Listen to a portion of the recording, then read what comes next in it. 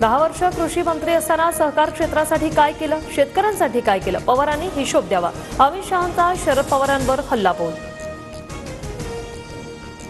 अमित शहांवरील संस्कार कोल्हापूरचे वाटत नाही. शरद पवार यांचा थेट हल्ला. देशाच्या गृहमंत्र्यांनी तारतम्य ठेवून भाष्य करणं अपेक्षित. पवारांचा शहांना सल्ला.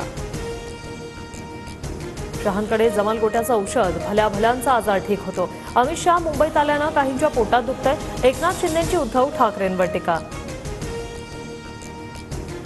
मालेगावातील कार्यक्रमात शहांनी भुजबळांना बोलावत शेजारच्या खुर्चीवर बसवलं. शहांनी स्वतःजवळ बोलावत खुर्चीवर बसवलं. हा त्यांचा मोठेपणा. भुजबळांची प्रतिक्रिया.